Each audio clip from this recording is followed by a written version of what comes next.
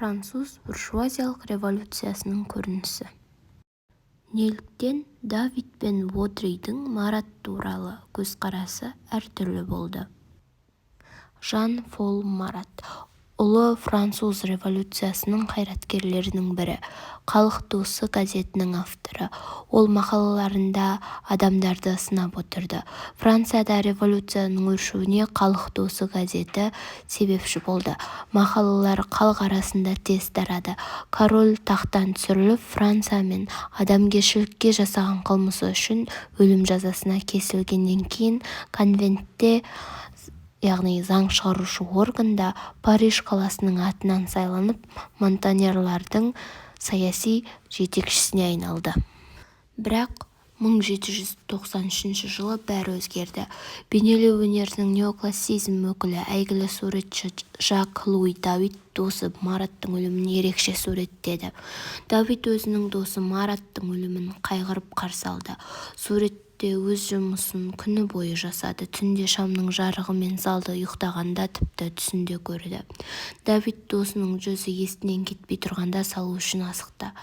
Ванна жамылғылары, халық досы Мараттың үйі ақсүйектер секілді сән-салтанатты болмады.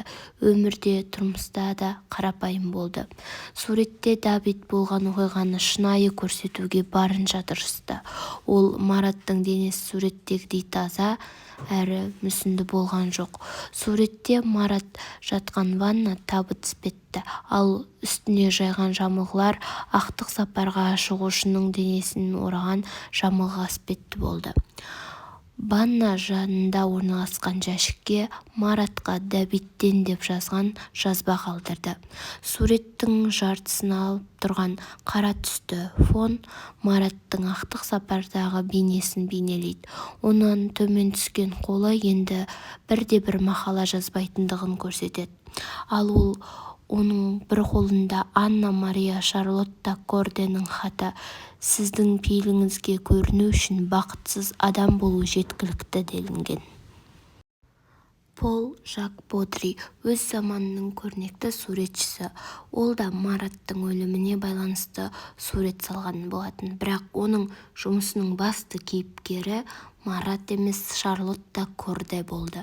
Басты орын жас қыз Кордеге берілді. Оның жүзінен қорқыныш та, аяушылық та білінбейді. Көйлегінің кеуде тұсында бекітілген көк лента француз революциясының идеалдарына деген беріктікті көрсетеді. Ал ваннада жатқан Марат жүзінен көптеген адамды өлім жазасына қиғаны үшін өмірінің соңында қиналғандығын көрсетеді. Шарлотта Корде Францияны қанды тираннан құтқарып жатырмын деп ойлады. Ол сот кезінде 100 000 адамды құтқару үшін бір адамды өлтірдім деді.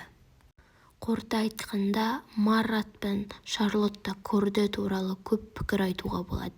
Бірақ бір ғана ақиқат: отан үшін, өз идеалдары үшін жанын берген адамдарды тарих ешқашанда ұмытпайды. Сабақ түсінікті болса, каналға жазылып, лайк басуды ұмытпа.